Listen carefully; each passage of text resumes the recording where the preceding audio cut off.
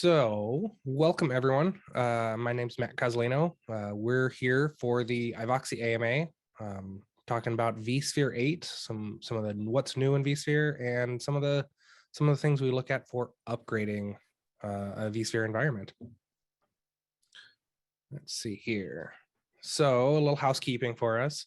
In this webinar, we've got everyone's microphones muted during the presentation. There's a Q&A section inside of Zoom here. So if you've got any questions about what we're going over, go ahead and add that or post a question in the Q&A box, and we'll pause and answer those questions as best we can.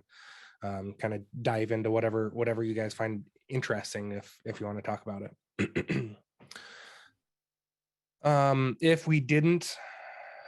If we didn't get your question covered, we'll try and follow up by email about what that is. And then lastly, go ahead and share your comments and feedback. What do you see? What do you like? What do you not like? All of that kind of stuff. This is me, Matt Cozzolino. I've been with Ivoxy for over a decade now. It's been a while. It's been pretty cool, pretty great working here. That's my dog that bugs my life all day long. She's amazing and smart and takes a lot of energy. So today we're going to take a look at what's new in vSphere 8 specifically, and then kind of go through some of the upgrading steps that we take with a vSphere environment, some of the things we look at when we're doing an upgrade. In an environment, and then give you guys some time for some Q&A. So jumping right into it, I tried not to bore everyone with a ton of slides. So most of these are going to be kind of some structure, some images, graphics, and not a lot of eye charts to read through. So first off, let's go through what are the new things in vSphere 8. As you go through the vSphere 8 release notes, which I'm sure everyone reads, right? One of the new things that exists in vSphere 8 is this concept of a distributed services engine, or a distributed service engine. Also, that's known internally as a smart NIC inside of kind of like the VMware ecosystem. That's kind of what they refer to it internally as a smart NIC. Each distributed services engine has you can think of it as a computer within a computer, right? So you add this network adapter with a distributed services engine on it. It has its own CPU, its own memory, and its own it's got its own ESXi install on that distributed services engine. So we can run things on this distributed service engine instead of running it on the core processor.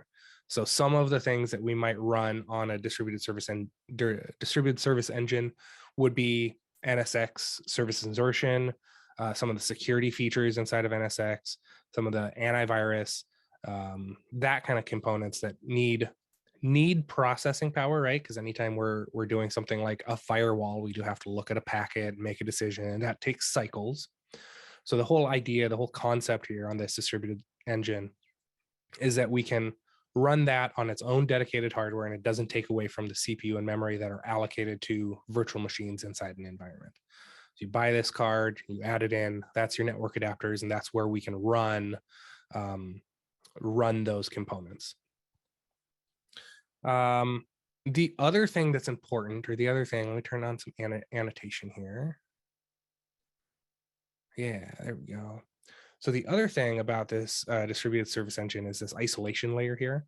So the hypervisor itself runs all of our VMs on the x86 up here on the CPU, and the distributed service engine runs the firewall components on the network adapter themselves, and they are physically isolated. So currently today, if you're doing, for example, a distributed firewall on NSX inside of your vSphere environment, when you push traffic down from an app, from a server through that network stack, all of the security happens inside of the hypervisor. If there's something we need to block or drop or whatever, that still does happen on the x86 CPU inside of the environment. With the distributed service engine, that traffic comes in from the wire through the processing unit, and that's where all of that security policy, all of that enforcement happens on that card itself, not inside of the x86. So there is isolation between those two components there. Not just so there's a little bit more than just the like firewall stuff that we can do, the distributed firewall piece that we can do there. Currently also, like for example with NSX, we monitor traffic out of our vSphere environment using a tap or a span port, and we have to send that traffic, send the span of that traffic to a monitoring system. So not log insight, network insight would receive those spans of the environment. Now, having the fact that we have a dedicated place to run those components, we can do our monitoring and logging and traffic flow analysis on this distributed service engine on each one of the hypervisors inside of the environment without having to collect that over in a centralized place. That gives us more fidelity. We can see more about that traffic as it comes through the network adapter, and we can run that monitoring for every single packet rather than a summarization of the packets. Currently, let's see, what else did I have on here? Yep, currently the NSX installs as a VIB on the DPU. It's going to be a VM on the NIC. Yes, a Abid. There is a card, and that's perfect because the next slide here, currently the two options right now for the DPUs are NVIDIA's Bluefield and AMD's Pensando. I hope I'm saying that correctly. So these are the network adapters. These are the network cards that provide the DPUs, the distributed service engine, to run on. So this is what you would add into your environment. This is what you would add into your compute environment for networking connectivity. And this is then where you would be able to install those NSX components. And like I mentioned before, these cards themselves are effectively they're a server on a CPU, on a card inside of the computer itself, right?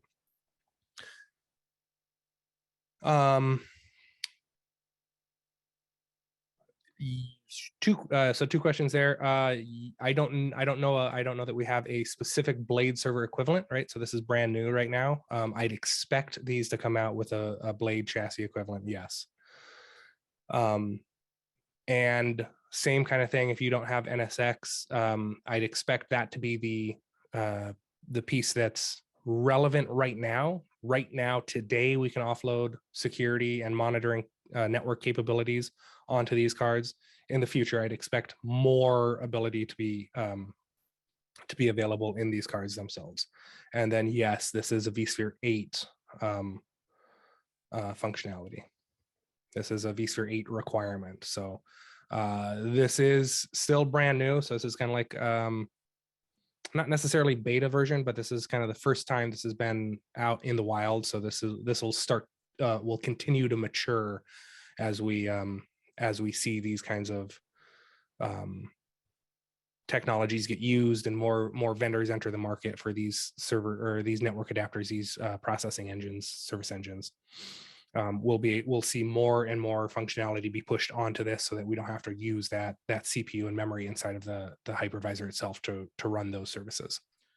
Yeah, and it's not going to be a requirement. You're not going to need to have these. It's going to be a nice to have so that you get more compute in your cluster. I think eventually the plan will be, we're going to spin up vCenter on a DPU to free up, that CPU and memory usage and stuff like that. So I think that's eventually coming. I've ran vCenter on a Raspberry Pi 4, which is pretty interesting. So, eventually stuff like that's going to be coming out.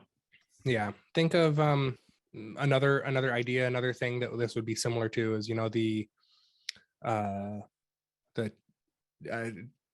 I'm going to say TPM. It's not trusted platform module. The VCLS instances that get spun up inside of vSphere right now, those VMs that are stateless that run all the cluster services, those are perfect examples of a component that is stateless, that doesn't have to have any storage attached to it. It spins up and we pass some information to it for it to process and run.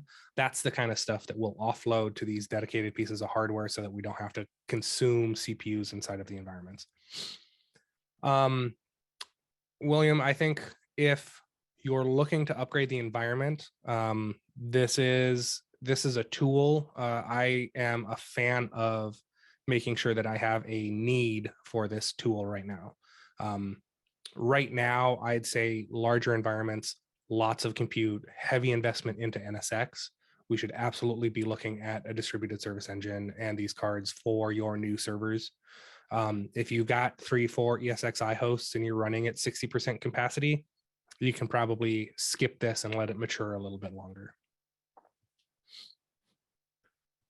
All right.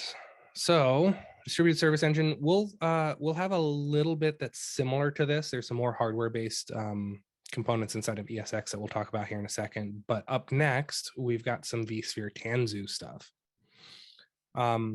With Tanzu, the common thing about Tanzu inside of vSphere 8 is it's vSphere VMware is not Kubernetes. But VMware wants to be able to provide you a place to run your Kubernetes clusters. So vSphere is not driving the boat in that context, right? Kubernetes is driving the boat.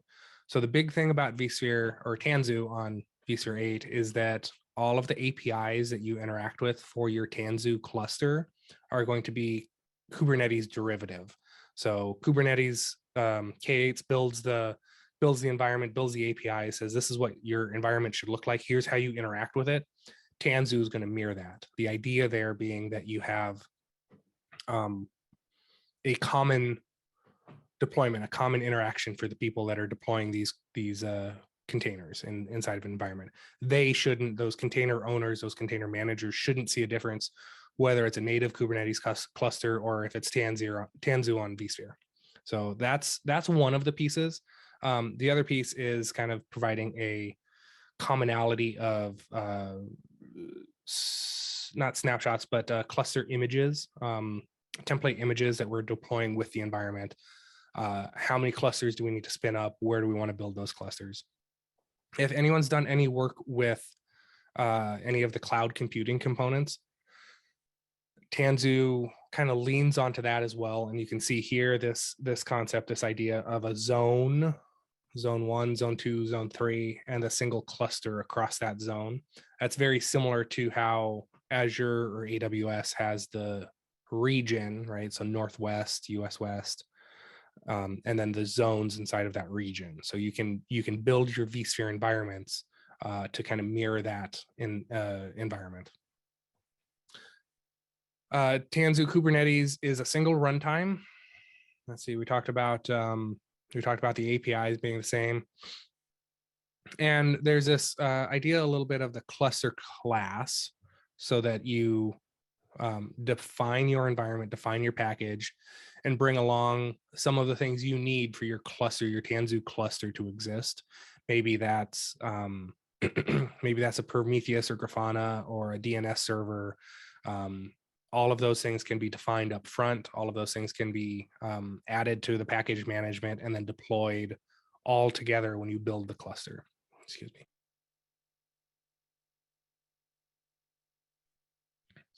So inside of Tanzu, there's that package management component, and then we're building the cluster on top of the vSphere 8, and we want to make it look just like a regular Kubernetes cluster. In addition to the packages that come along, oh, come on, computer. In addition to the packages that come along, Tanzu brings your own identity provider. So we're using PinPed, however we pronounce that.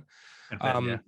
Yeah, as a authentication tool inside of the cluster. So we aren't relying on vCenter or an external provider that we as the administrators have to manage and operate.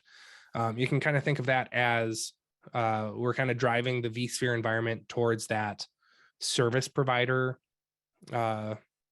environment. So we can deploy these ESXi hosts. We can deploy this vSphere environment. You can give it to a group to spin up a cluster, a Kubernetes cluster on their own, and they can use their own authentication component inside of their cluster without relying on us as the administrators to have and create and configure those authentication policies, those authentication pathways on our environment. They can do it all natively inside of theirs. I see everyone's super excited about Tanzu and Kubernetes. So then we get on to some of the lifecycle management stuff. So vSphere has, come on. I was just going to skip me 3 slides forward. There we go. So vSphere has, with vSphere 7, we introduced the concept of an image policy that we assign to the hypervisor themselves. And in vSphere 8, we've taken that the next step and deprecated the lifecycle manager component, the vSphere lifecycle manager. So that was new in 7. We had some overlap between the LCM and then image management. In vSphere 8, the image management is now feature parity, so we get all of the same abilities, so we can do parallel remediation. We've got APIs we can call to do upgrades of the cluster. And that image management is now the only way to manage the image inside of a vSphere cluster. One of the things to keep in mind is there's a difference between the software that's installed on these hypervisors and the configuration of the hypervisor itself. So in here we see this graphic just showing us the configuration profile context, and this configuration profile is leveraged to do the configuration of the hypervisor. So the 4 VM kernel interfaces that this hypervisor has, the ESX server has, gets these 4 IP addresses. It's got this name, it's using this DNS server, it's using this NTP servers. Turn on these services, turn off those services, install these VIBs, and don't install those VIBs. All of that is configuration of the hypervisor. Currently, we're doing configuration. So if you're 6.6.5, 6.5, 6.7, 7, you're doing configuration using a host profile or manually throughout the entire environment. This configuration profile concept is going to be replacing the host profile process. But currently, and then that is separate from each hypervisor gets this software installed, this set of drivers installed, this set of vendor add-ons installed to the hypervisor. That's separate from the configuration profile. The package management, the image management.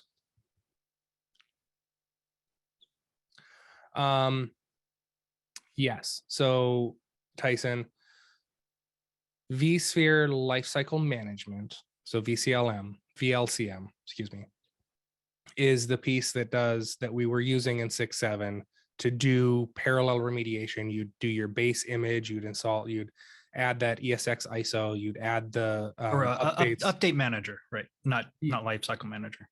Right. Yeah. Sorry. I'm sorry. Yes. Update manager is the piece that would do that, that updating of the software on the hypervisor itself. Now we have to use, now with 8, we don't have that update manager component anymore. We have image management, and that's a different workflow. It's a single instance, it's a single image, and it's a little more draconian about making sure that all of the hypervisors have the exact same software installed on them. And what I was trying to say was that software installed is different in a separate component than the configuration of the software. So what IP address do the network adapters get, et cetera, et cetera. The configuration profiles is new in vSphere 8. I currently have in my lab vSphere 8 running, and I don't have the configuration profiles turned on because we don't support distributed switching in there right now. Currently, the configuration profiles is a tech preview, so I haven't played with that a lot because it doesn't support distributed switching. All right. Additionally, inside of vSphere, we're changing a little bit the way that vCenter kind of holds the state of the cluster. Previously, all of the metrics, all of the statistics, all of the information about the cluster itself was owned specifically by vCenter, which could provide a little bit of drift in a configuration, drift in an environment when you restore vCenter from a backup. With vSphere 8, the distributed key value store is the source of truth for the cluster itself, and all of the ESXi hosts themselves now participate in that. So you can think of it as kind of like an elected, not really an elected, but all of the components participate in that key value store. So when vCenter comes back from a restore, it queries the key value store and says, hey, you know, I've got this information. Everyone else says this other information. Let me update my environment because we're all kind of trying to stay on the same page. So ideally, the resiliency of the hosts, the little bit less reliance on vCenter, a little more resiliency in a cluster. So if we lose one of those components like vCenter, we can restore it from a backup and not have a bunch of cleanup to do as we move forward. Life cycle management, and then machine learning.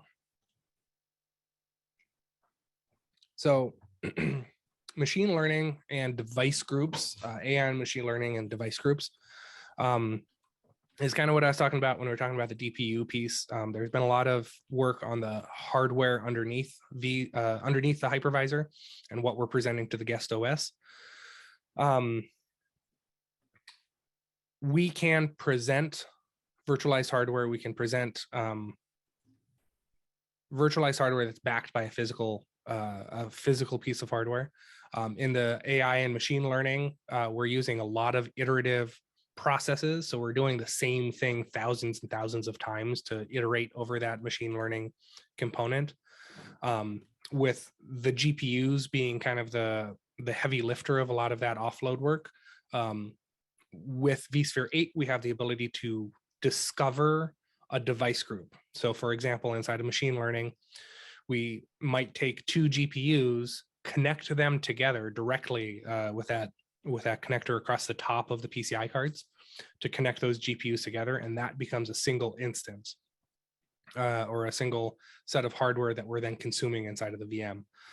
Before, we didn't present any of that to the hypervisor, to the guest OS, as far as making decisions when we're doing distributed resource scheduling. So we didn't know that this hypervisor has interconnected GPU and this hypervisor doesn't. Now we're able to present those device groups up to the guest OS and use that for help doing the distributed resource scheduler placement of the VMs themselves. On the left here, what we're seeing here, this is a set of GPUs that are interconnected. So we know that this is a single device group, and we can look for this device group when we're looking for placement of VMs. Here, inside of the machine learning AI context, we've got a GPU that's connected to a network adapter over a single PCI bus. Because we might have a cluster of environments that are using GPU, offloading directly to the NIC to then send to the wire to the rest of the cluster. Those kind of device groups are what we're talking about with the AI and machine learning component.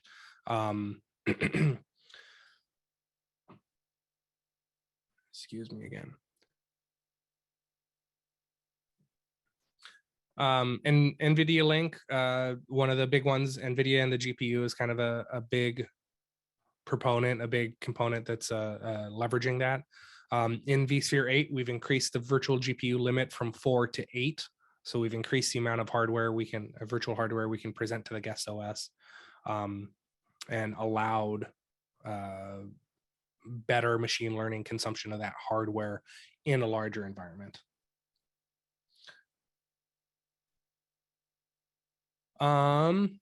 Let's talk about the CPU architecture. There's a lot that changed with what was it, the Spectre and Heartbleed things. Those are kind of where we started seeing a lot more, hey, we aren't going to support these old CPUs. They've been pretty draconian about like, okay, now this old hardware isn't in use anymore, isn't supported anymore. Currently, let me see what I've got.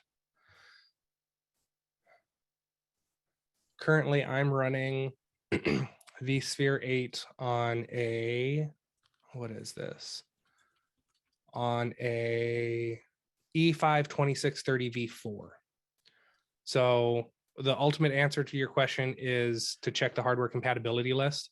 The CPU architecture is one piece of it. If they're really, really old, that might have some issues. Some of the still not like 10 years old, 20 years old CPUs, but some of the newer ones that are still a little long in the tooth will be supported. The bigger issue, which we'll get to here in a second, is going to actually be the trusted platform module and the signing of the VIBs that get installed in the OS. Yeah. So Adam, I have older i3, i5 NUCs for my home lab, and I can't run vSphere 8 on those NUCs just because of that CPU generation issue.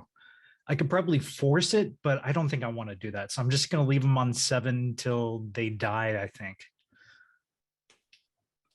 I did drop a list to the HCL in chat. That's where we always, as consultants, we always check that. We'll talk a little bit more about TPM here in a second, Tyson. Yeah, you can give it a try. You can try upgrading. It'll show you some errors. The biggest one is the biggest one I've run into if the CPU architecture just throws an error, is the TPM component. So we'll get to that in just a second here. Staying on the virtual hardware. So if you've done anything with NSX, you've seen the direct path IO. The concept there, the idea there is that I can create this virtual hardware, but I'm going to pass all of the compute straight down to the physical hardware that's backing this virtual device. So I've got direct path IO network adapters, and I can pass that pass my network components straight down to the network adapter, so I can again bypass that CPU, so I don't have to run TCP stacks through my CPU. I can run TCP stacks on my dedicated network adapter. Direct path IO kind of builds on that, or the the distributed virtual the virtual hardware, the virtual device builds on that direct path, and it allows APIs for vendors to be able to create hardware-backed virtual devices. You do have to have drivers installed on the ESXi host and guest OS, and this is so that we can integrate again with DRS and know that, hey, we've got this dedicated hardware that this VM is consuming. Now that it exists, we can start to build that into my distributed resource scheduler to make sure that that hardware is going to support this guest OS. So more hardware integration, more and more kind of in general, like we saw with the DPU, this concept of we're going to virtualize all of this stuff and then offload all of the work down to that physical hardware itself. So run less in CPU, run more on those dedicated ASICs, so we can save CPU cycles for the important heavy computational workloads, and not the stuff like just running a TCP stack. And then we get into TPM. I've got a couple of slides before we come back to the TPM again. The TPM 2.0, the Trusted Platform Module 2.0 is preferred, required, or requested inside of vSphere 8. TPM is again a little bit of a system on a chip. It's its own little dedicated instance, and we apply secret a secret set of keys. We generate a set of encryption keys on that TPM device, and that's what we use to authenticate the software that's running in the environment. So we know that we can run this software because it's got the hash that we already wrote down to our TPM instance. vSphere 8 really does push TPM 2.0 to the point that after we get done here, my next thing is I'm actually going to go up to my lab and drop these new TPM 2.0 modules into my servers because I've got some issues with that. Inside of the guest OS specifically, as far as vSphere goes, Windows 11 has a requirement for TPM 2.0, and we have the option when we clone a virtual machine to leverage a virtual TPM instance. Because if you think about that TPM piece and how we're doing security of the operating system, if we've got TPM running on a specific server and we move our VM to a different server, the question of does that TPM data exist on that new server? vSphere has the context of a virtual TPM that can follow the guest OS as it moves across the cluster, moves across the hosts inside of the cluster. When you do a copy, when you do a clone instance on a VM, you can clone and regenerate those TPM secrets at that clone instance. And because of that, we've then presented a way for the hypervisor to be able to set the default. Do we clone it or do we replace the VTPM for those VMs themselves? This is a big thing for VDI. I'm a VDI guy mostly, and this is going to be awesome. Utilizing the virtual TPM chips with vSphere 7 is fine, but this replacing that virtual TPM when you need to clone that golden image, for example, to a new one is going to be great, because you don't want to have the shared secrets across everything. That's not a good security practice. Everyone gets their own set of secrets. Everyone gets their own set of VMs or instance there, even though we've got a cluster environment. From a hypervisor point of view as well, we'll see it here in another slide further on. The hypervisor itself is now also requiring signing of VIBs that get installed on the hypervisor. So that kind of talks to the TPM piece as well. I ran into some issues. I had to beat my environment up a little bit before I got vSphere 8 to install, and specifically vSAN to turn on, because I didn't have TPM quite set up correctly on the hypervisor itself. So there's some requirements there. We're going to see this more going forward. It's an issue. It's a thing we're talking about now because we haven't had to do it. Now going forward, we're going to start having to do this, and it's going to become commonplace. We're going to understand how this works, and it'll just be what we do going forward. A little bit more about the guest OS.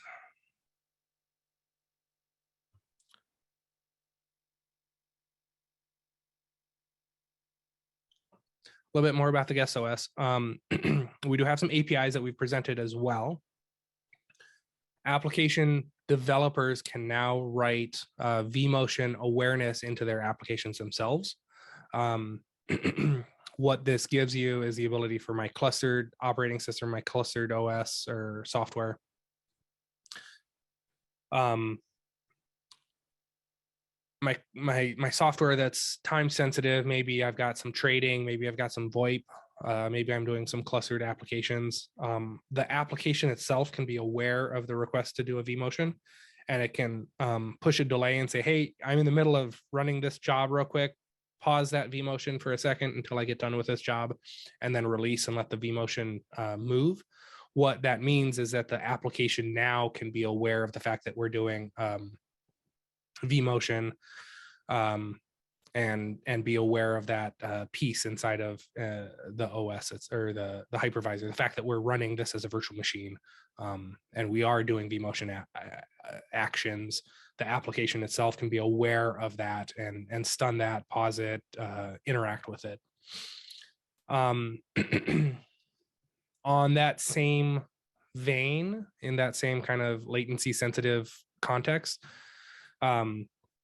we can mark virtual machines and applications as latency sensitive. So similar to how we do, this is an important VM, I'm going to reserve CPU cycles for it. I can mark this as a latency sensitive application and grant exclusive access to a thread on a physical core for those highly sensitive applications. Honestly, I don't expect most of my customers to need to do this. But if we do, this is available for us now. I've got this trading thing where milliseconds count. I've got VoIP where you can hear a stutter in a conversation, in a voicemail, in a whatever when we're recording. Now we can be aware of that and start to interact with that. And then some more pieces as far as the guest OS piece. NUMA, we've been talking about NUMA. I know I've been talking about NUMA since at least 6.x, 6.0. NUMA is non-uniform memory access. NUMA is the context of here's a CPU, here's my server. It has 2 CPUs in it. These 2 CPUs each have 128 gigs of memory assigned to the CPU. If I have more vCPUs or more memory than I can fit in a single side, when I'm running the thread on CPU A and it needs to get memory from CPU B, I have to cross that NUMA boundary, and that causes delays in my compute. We're presenting that CPU topology up, that NUMA topology up to the guest OS, so we can start to make NUMA decisions inside of the guest OS, so that we can say, I want these 2 cores to exist across these 2 NUMA nodes. I want 2 cores per NUMA node. I want 1 thread per core. I can start making those decisions, make that a little more visible to us as the administrator of what is consuming, where my resources are coming from. Are they spanning both of those CPUs, or are they, can I keep this guest OS inside of a single NUMA boundary? That kind of a process there. So big one there. Expect some more learning with that. NUMA isn't necessarily new. We've been talking about it, like I said, but the ability to have a bit more visibility into it is new. And then I'm kind of excited about this one, actually. There's APIs through VMware tools for the guest OS, where we can start to then push small and frequently changed data to the guest OS through an API call. Those data sets that we push to the guest OS live with a VM object, so that they come with the VM as they move across hypervisors, as they move across nodes in the cluster. And this is small config datas, small config changes that we need to push to the environment. Maybe when we do a clone, we need to push basic network config, and we can push a etc hosts file to our environment through this API call, so that it just exists on the clone instance. On the clone, it exists on the guest OS at the time of cloning, right? So that's kind of cool. I think that'll be neat. I know I've struggled a little bit personally with cloning Ubuntu VMs and getting the network to stand up on that first boot. That was always kind of magically weird. This should help with that process as well. Enhanced DRS. So we've got some DRS components that are newer in the environment. In 7.0 update 3, vSphere introduced vSphere memory monitoring and remediation.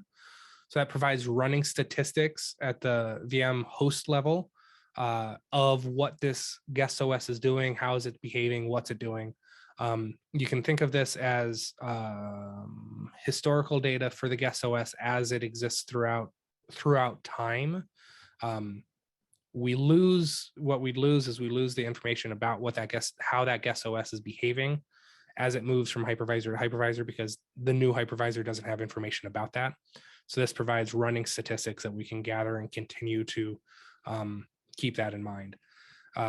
It's kind of similar to how, at a smaller scale, but kind of similar to how VROPS is able to watch an entire environment across days, weeks, months, and say, hey, you know what, we're going to proactively vMotion this server over to this cluster and offload some workloads from that node, because it's 9 o'clock in the morning and everyone's coming into the office, and we know that at 9 o'clock we've got this spike on the system. We can proactively do that. That's doing that because it's gathering this data. We're pushing that that kind of information into the hypervisor and vCenter server itself, so we can continue to watch the VM and be smarter about where we place these VMs. Persistent memory also helps with that. That's a whole nother concept that's come up, is the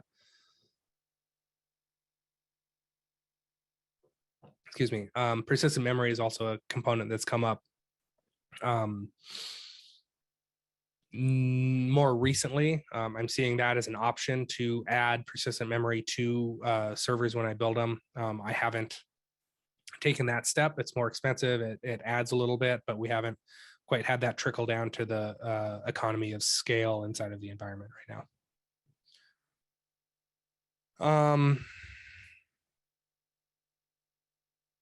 Adam, yes. I think our recommendation in general is you should not be on 6 dot whatever today. You should definitely be on at least 7. I do have a slide here that talks about the end of life and when they were released. 7 is 2 years old now, 3 years old now. Just about. We're coming up on its 3rd birthday. So not necessarily, hey, y'all should go to vSphere 8 today, but think about it, keep that in mind, start playing with it. So when you do have to get there, it's not a, oh crap, we need to go there because this is end of life tomorrow kind of a thing, right? Enhanced DRS, 2 more, and then we'll get into some of the upgrade steps, upgrade processes.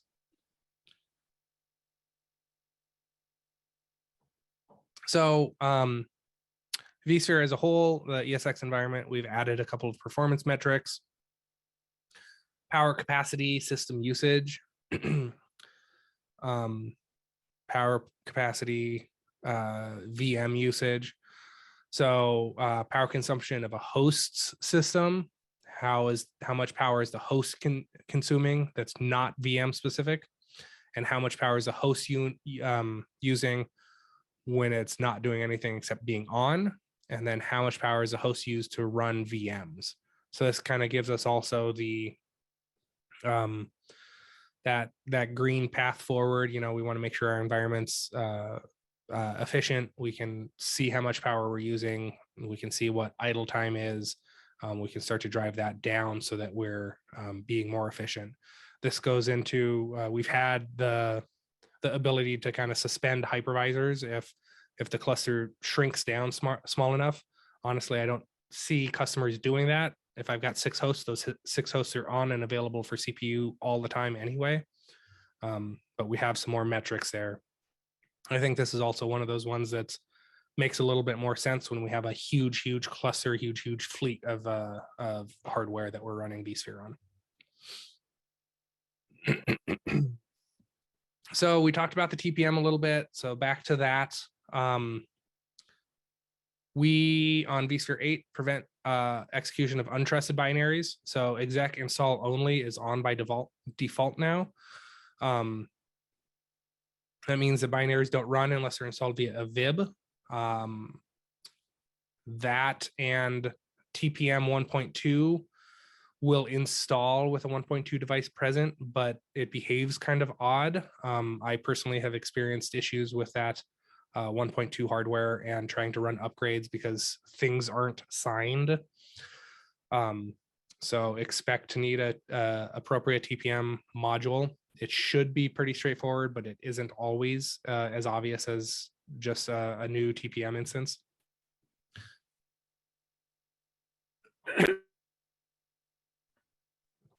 Excuse me. TLS 1.2 only. So TLS 1 and 1.1 and 1.1 have been disabled. Now they're completely gone. We've set an automatic SSH timeout, and by default, SSH is off on the environment. And then we're sandboxing a lot of the daemons that we run so that they can run in their own environment, or they can run on this this third-party or external data processing unit that runs in the environment. So a lot more security features, a lot more of that. we're going to have to go through some learning on how we interact with that.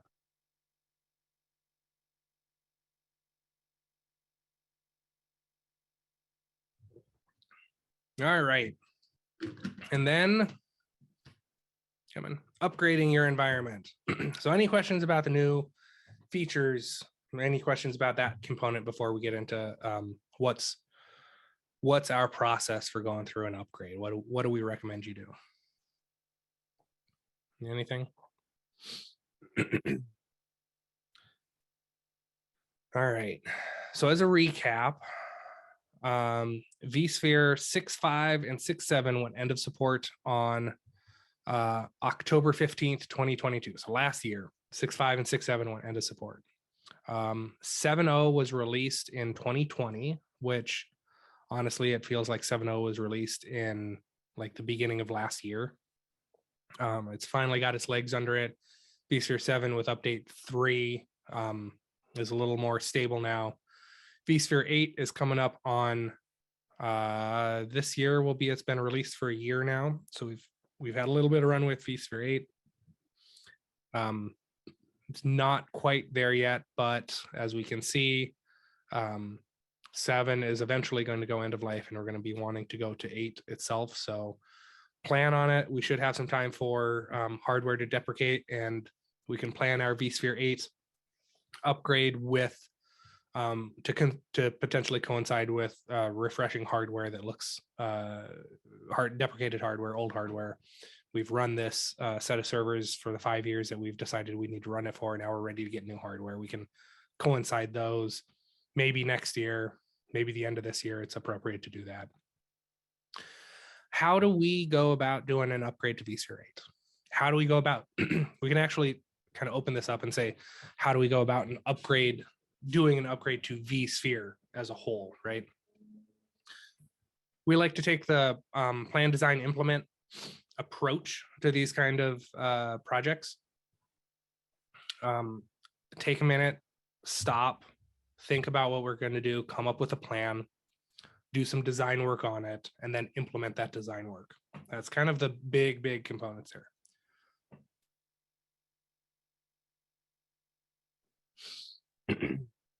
When we're doing our planning, some of the things that we have to think about, we've got to take a look at the software that we're running in our environment. So what are we running for backups? What other things interact with vCenter? What other components do we have in the environment? It's rare today that I'll see just vCenter and just ESX. So we've got to make sure that our backup software will support vSphere 8.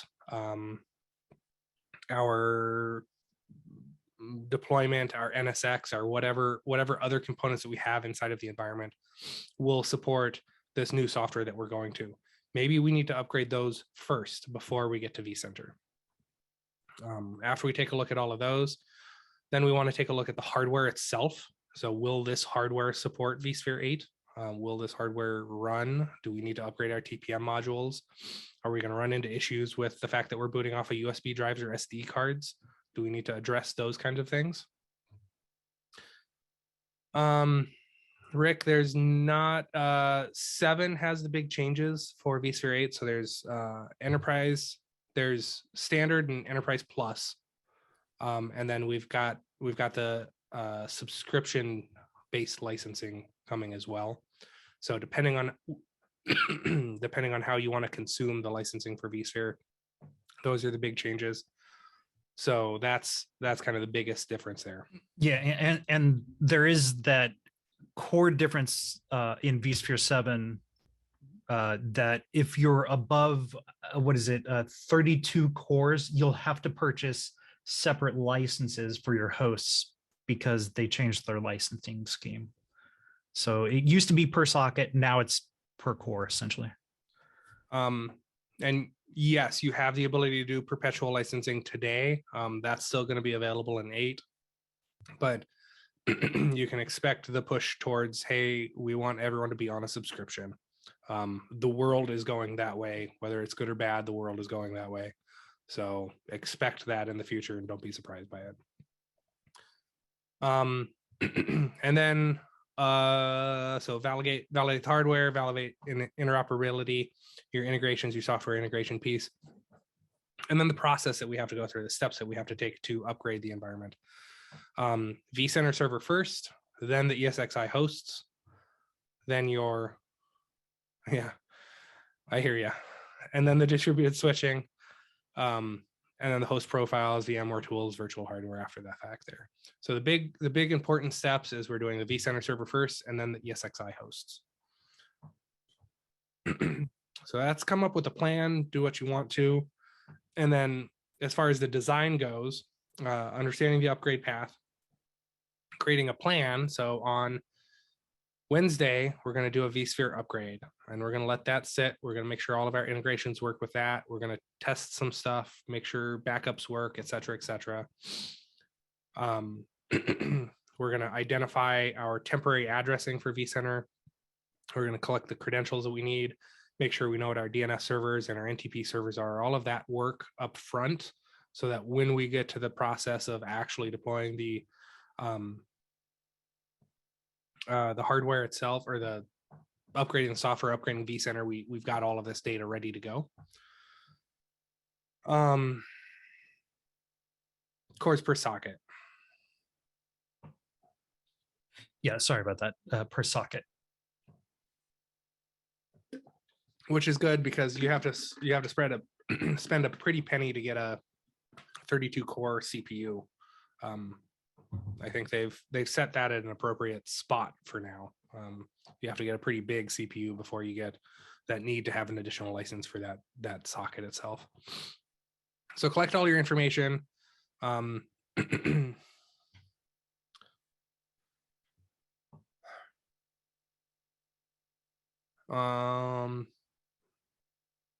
Let's see, subscription license. Yes. Yeah. So the biggest difference. So the biggest difference is that if you're going to do like VMC on AWS, if you're going to consume some of those other additional services, those don't exist unless you go to that subscription model. So there's some pieces that you have to drive towards that. If you want to use these other components, you have to do the subscription to run it. So that's where they're going with the licensing, is you'll have to expect that in the future. This is probably the most important piece to understand. I still run into this today with people. Understand what, let's go to this one first. Understand what the software, what additional software you're using in the environment is doing. So for example, Rubrik is talking to vCenter to tell ESX to snapshot those VMs so that it can pull the data off of that node itself, so that it can present that data back if it needs to do an instant recovery, and then it can do all of its other backup stuff. So understanding this flow of the third-party tools, the integrations that you have with vCenter, is important to know before you start driving towards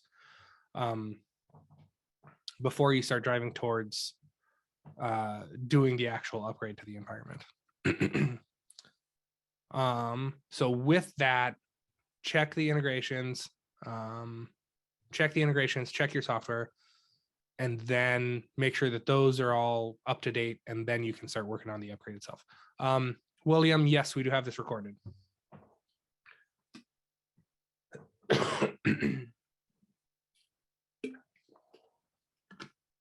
So upgrade your integrations, download your software, stage your software. And then at a high level, we're going to upgrade vCenter. We're going to upgrade the hosts, and then upgrade the switching inside of the environment. And then all of the other stuff along with that, the host profiles, or we're moving to our different host configuration management, test our virtual machines, test the integrations, make sure everything's working.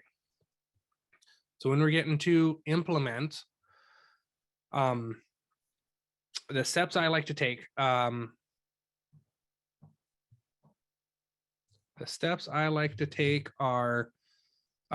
backing up vCenter.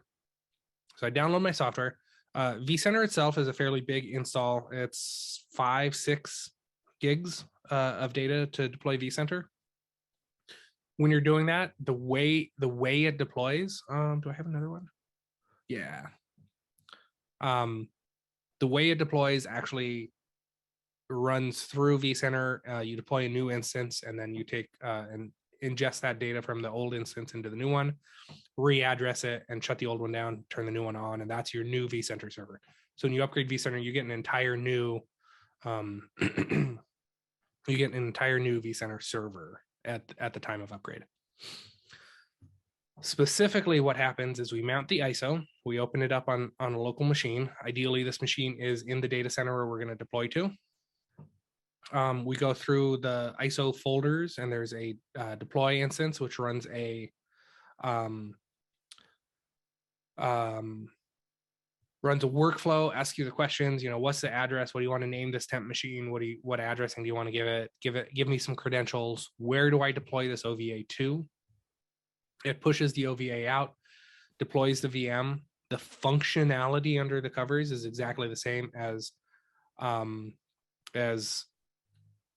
deploying a standard image to a vSphere environment. It's doing the same thing. It's just wrapped in a different bit of a UI so that it can ask some more questions about it. We deploy the temp vCenter, remediate any issues to it, and then we transfer the data to the new vCenter, shut down the vCenter, readdress the new vCenter, and that takes the place, lives at the same address as your previous one. And we're off to the races.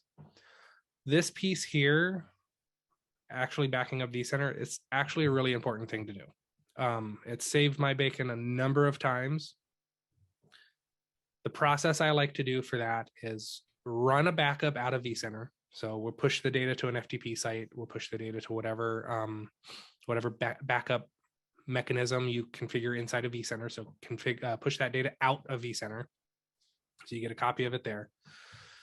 And then the safest, quickest, easiest, bestest thing to do is shut your existing vCenter down, go to the ESX host that it's running on, take a snapshot of that vCenter, power it back up. Do that, then run the upgrade prep, and it'll come up with a list of errors, a list of warnings, a list of things. So once you get that list of things, go fix them. Rerun that prep, rerun that environment check. Make sure everything's happy and it's going to run and it'll be fine. And any of the errors are fine. Sometimes you'll get a warning about, hey, this VIB is installed, and it's, I've moved to Pure for my storage, and I've got this VIB from Nimble. This VIB from Nimble is not going to be available in VMware anymore. And you're like, all right, cool. That's fine. I don't need it anyway, right? So you'll get a warning about that. Go through, make sure all of those are going to be okay. And then shut down vCenter again and take one more snapshot of it. So that gives you a point in time where vCenter is good, known, running. We haven't done anything to it. We haven't done anything to it before the upgrade, and then we've cleaned up the upgrade things that we need to do before we do the migration. And then we kick off that migration process. And really what happens is we get this new vCenter instance.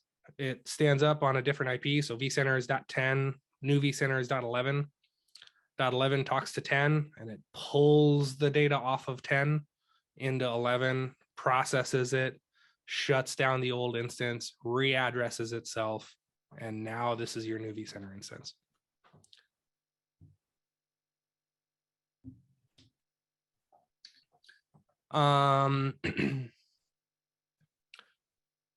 So Tyson, there's a there's a comment in the upgrade guide about only upgrading VMware hardware if you need to, if there's a functionality inside of the VM hardware that you need.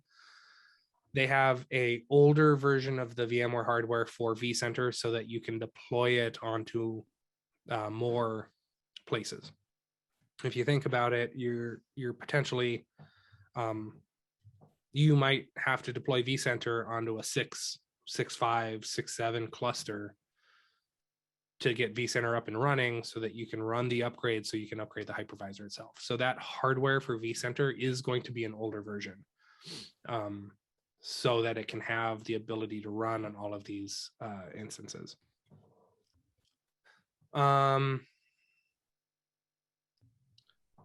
Yes, Matt, linked mode. Yes, shutting down or break the linked mode. It kind of depends on your workflow and what you've done with that. For vSphere HA, I do like to remove HA out of the vSphere environment before I do that. The big thing to keep in mind there is that we're shutting the VM down. We're shutting vCenter down, so it's offline and it's a consistent powered off. It's not a crash consistent snapshot that we're taking.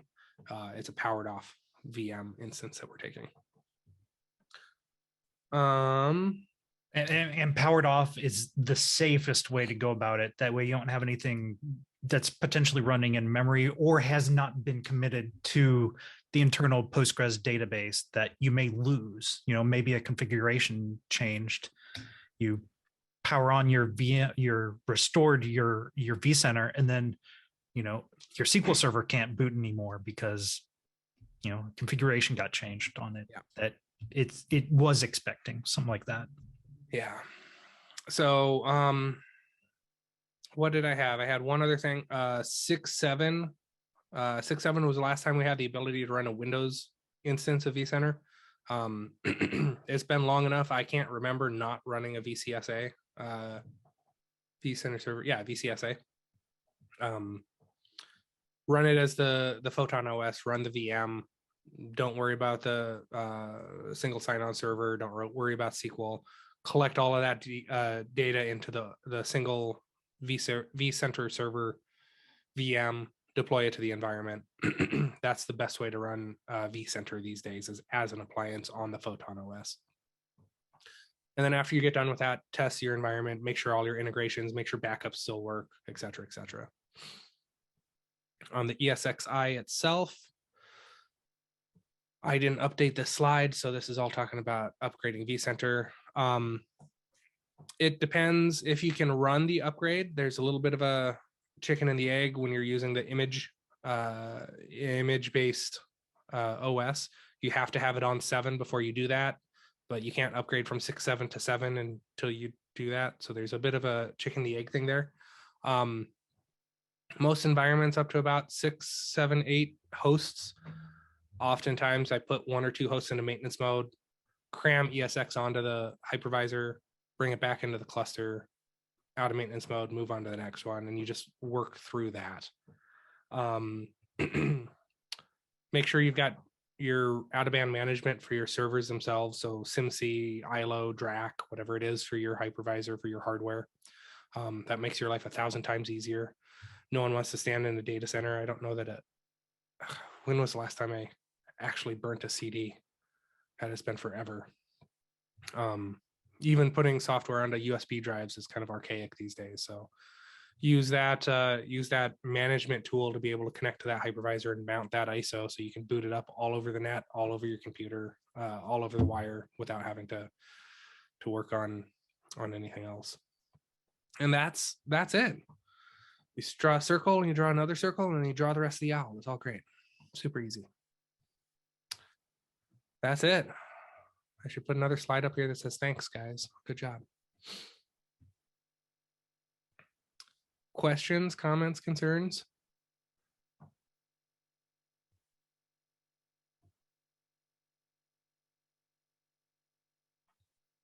You guys have been great. Those are some good questions that we had there. Yeah, thank you. Oh, right. I am. When should you consider updating? You should. There's kind of two big things, two big deciding moments that that kind of drive an upgrade. I have an issue, and my issue is resolved in this new version, in this new software, be it a security issue, be it a new feature, be it a something. So I have this thing that I want to be able to do. So I'm going to run towards this new feature. That's going to cause me to upgrade. Or there's this thing that's happening on my current environment that I need to get away from. So I'm running away from an instance. So I have this security issue, there's a vulnerability, there's a this, that, and the other thing that I need to upgrade my environment for. Those are kind of the two big ones that drive that process. As far as the broader term, right? So that's the answer to that question is you should keep your environment up to date. You should keep running Windows patches, right? You should keep updating vCenter. You should keep updating ESX so that it's a secure environment and you can keep keep your environment safe. You're absolutely right. 6 and 7 had some big issues. Like 7 had some pretty big issues up until update 3. So let it bake. Run it in your home lab. Run it somewhere where it's not mission critical. I know everyone on here has a test lab. Everyone does. Some of us also get to have a production lab as well. So if you have the ability to have both of those, run it on that test environment before you upgrade the rest of the environment. Get comfortable with it, get used to it. I can take an outage in my environment, so I went ahead and upgraded my stuff because I want to be able to use it and be comfortable with it. So, alrighty.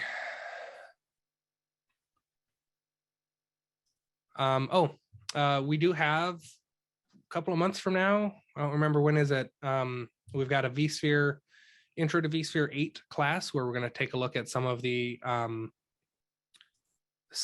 in detail. So how do you run a vSphere environment? What do you need to know about VMware? How do you operate a vSphere environment? That's the intro class. And then the advanced class, we're going to do, what kind of design questions do we need to ask? What kind of things do we need to think about when we're designing a environment? How do we look at that from an architectural level? So we do have those 2 classes coming up here in a second. And within the next couple of weeks? Yeah. So if you're interested in those, go ahead and ask your account managers. Adam, did you answer this one? Is there an example feature that you can think of that would cause one to run towards vSphere 8? Speaking of VDI, so VDI clusters, if you're going to be running Windows 11 in your environment, I would definitely try and do vSphere 8 for your VDI clusters. Hopefully best practice, you have separate cluster for your VDI from the rest of your compute. That way you could run, VDI on 8 so that you get that feature of being able to change that virtual TPM in the background for your VMs. I think that's going to be a pretty big use case.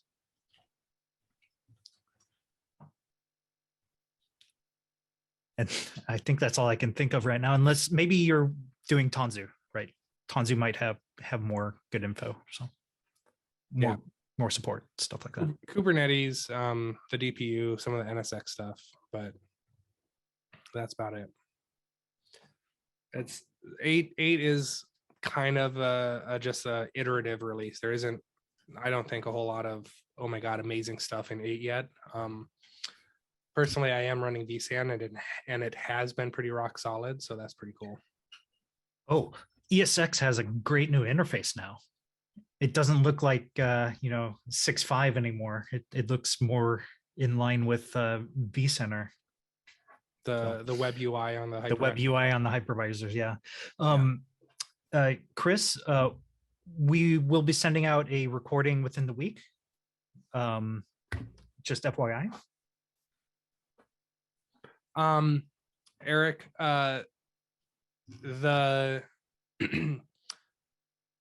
you can set up a VTPM cluster resource inside of the hypervisor cluster itself, which you stand up the VTPM, you register a set of keys for that environment, and then you use that VTPM to sign all of the guest OSs. That you can do today without having the TPM 2.0 for the hypervisor itself. Actually, you don't even need to have an actual physical TPM on those hosts because it's all handled by vCenter. Yeah, so the VTPM exists. So if you're going to do Windows 11, you can do that without that TPM piece on board itself. The biggest ones I see is the boot media So installing it on actual SSD drives, not the SD card or USB drive anymore. And then the install media and then the TPM are kind of the two biggest hardware changes that I've seen. And yes, when you're doing a vCenter backup, you pull that TPM stuff with it. That's part of the backup. So data transfer via VMware tools. It's more about customizing your guests, right? So you could potentially use that tools API to ingest stuff from Ansible or Terraform, right? Is your idea or the example that you gave, right, Matt? Yeah. So each of my Ubuntu hosts that I've deployed need a config file on them at boot. Maybe that's a SSL SSH key set or something like that. Maybe the known host file I want to push. Maybe a basic basic configuration of that VM, so that when I clone it and deploy it, it's got that basic config so that I can connect to it and then run all of my Ansible scripts against it to configure it and make it unique. That's what I was interested in. That's one of the things I think is kind of neat, is being able to push some of that. The cloning process isn't quite clear to me, at least, how we pass the network interface, how we pass the IP address that it should have on boot. Where does it live? How does that information get from my clone instance to my guest OS? So being able to pass some of those components to the guest OS is kind of neat. And then, yeah, no problem. No, Brent, with 7, they ham-fistedly came in and said, we're just going to rewrite how that install media behaves. And it broke a bunch of stuff. It just started writing logs to that install media, and the write I want to say wear leveling on the USB drives and the SD cards wasn't able to support the amount of data that was read write onto the SD cards. So effectively, you upgraded to 7 before update 3. And what would happen is you'd fill up your SD card, and then that boot instance would fail because we couldn't read and write to it, because all of the rewrite cycles will get used up for that physical piece of hardware. They've addressed that. They've moved all of the logging and all of that piece off to something else, but it's clear now, and there's a couple of KBs about it, that you can't, in future releases, USB and SD cards will not be supported. So anything we're building now has a BOSS card or RAID 1 card and a 100 gig SSD drive that we install the hypervisor onto.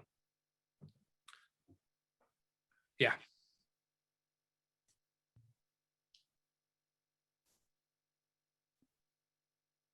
Ryan, have you upgraded? Have you exported a VM using the VTPM? I haven't. That's not a use case I haven't really done, mostly because none of our customers are running Windows 11. They're still very, very gun shy about going to 11. Yeah, the BOSS card is awesome. Cisco's got a RAID 1 boot media card. Yep, they're all basically the same. They do exactly what they need to, and they give you a actual disk to install the OS onto. Yeah. Supermicro has a little thing that plugs into the like a SATA controller. The data DOMs. I don't know. I forget what they're called, but similar type of thing, where it's like a little tiny SATA disk.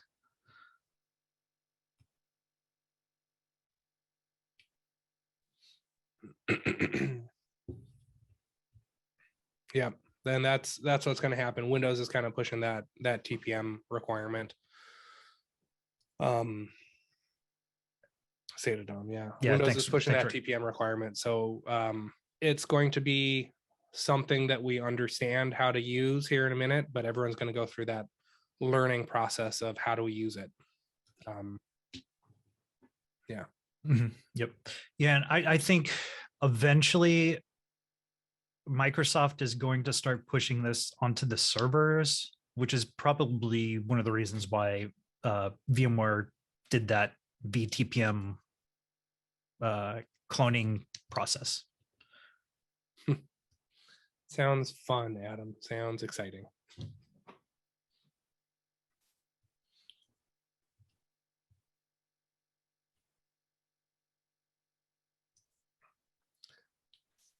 All righty. Well, everyone should have a wonderful, wonderful day. It looks kind of sunny outside, so enjoy it. Take care. Thank you, everybody. Yeah, Tyson, I'd make sure it's a TPM 2.0 module. Like we were talking about earlier, it might be appropriate to coincide your upgrade to vSphere 8 with the purchase of new hardware. So either you vet your current hosts and make sure that they've got everything in them that they need, or you buy hosts that are vSphere 8 compatible today. You can install 8 on hardware that has a 1.2 device today, but it'll throw an error message, it'll throw a warning to the environment. So, yep. Yeah, there are some CPUs that do have the built-in TPM. I just don't know off the top of my head.